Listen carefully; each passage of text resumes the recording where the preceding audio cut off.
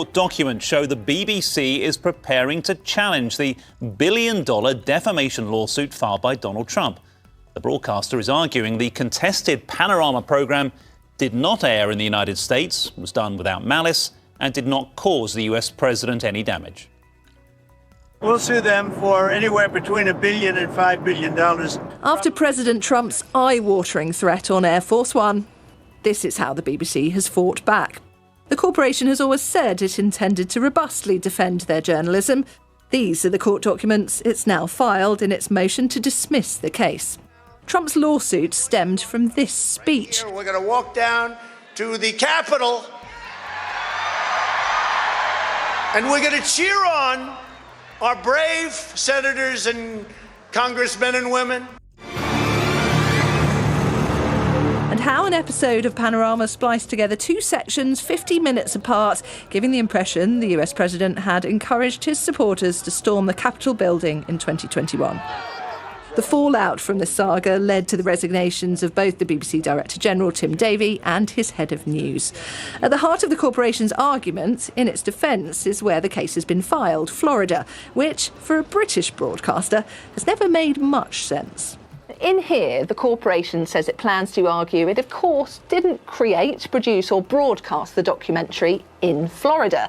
And this is an important bit. Here on page 11, they point out that the link that Trump's own legal team has provided shows that the Panorama episode in question simply couldn't be watched by viewers in the US unless they had a VPN, pointing out that viewers in America would be locked out if they tried to watch that way, and that the documentary wasn't actually available to watch via their US streaming service, BritBox. On top of that, the documents claim the president has failed to plausibly allege the BBC published the documentary with actual malice, which Trump's team are required to do when filing for defamation in the States. What President Trump is wanting is the BBC to spend a great deal of time and money disclosing documents going back a decade, all the filmed interviews, all the filmed stories about Donald Trump. The BBC says, no, let's move on to the next stage, which is our attempt to have this case thrown out.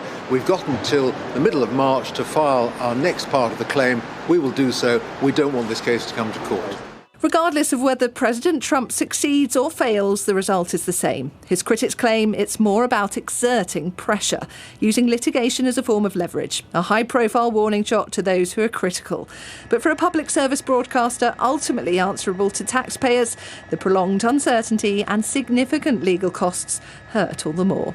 Katie Spencer, Sky News.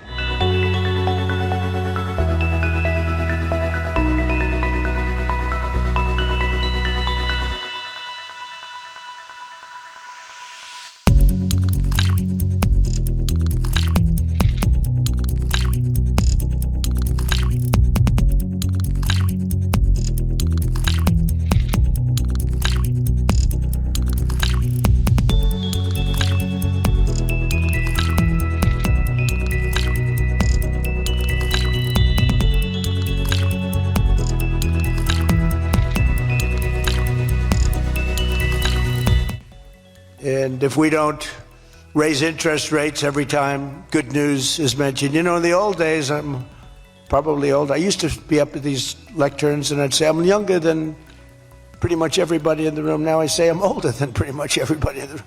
I like it the other way better, actually. But you're too young. But in the old days, when you had good numbers, interest rates would go down. When you had good numbers, the market would go through the roof. That's the way we're going to make it again. That's the old-fashioned way. That's the right way. Today, if you announce great numbers, they raise interest rates to try and kill it. So you can never really have the kind of rally you should have. What happens and what we want, we're going to have a lot of great months, a lot of great quarters.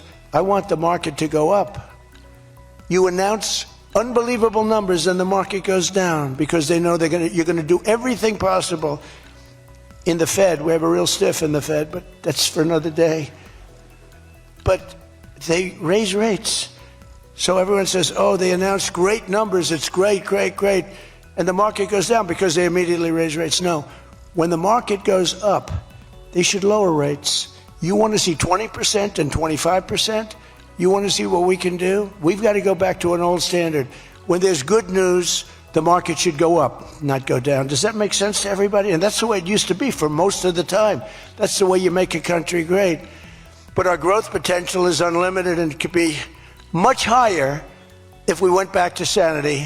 We're not doing it anymore. We're talking about the head of the Fed, and I want somebody that when the market is doing great, interest rates can go down because our country becomes stronger. See, you view it differently. Our country becomes stronger, and therefore interest rates should go down, not up. They kill every rally. If it's, no matter who, if it's beyond me as president, it's no matter who's president. You have a good quarter, and they want to kill it because they're so petrified of inflation. And growth and inflation don't necessarily go hand in hand. You can have growth and very low inflation. In fact, oftentimes growth is good for low inflation. So we're going to work on that, Scott, right? I think we're going to work on that very hard. I mean it so strongly. It's sickening. We announce good numbers and we see the stock market drops 300 points. I say, what the hell is going on? Do you agree with me? It should be just the opposite. All right, Scott agrees, so I'm very happy about this. That means if he didn't agree, I wouldn't do it. But we're already growing double, triple, and even quadruple the speed of almost every other major economy on earth. We're the #1 economy on earth, too. And the results are in, and the Trump economic boom is officially begun. It's really begun almost from the beginning. It almost begun, if you look at it, really from November 5th. You know, on another metric,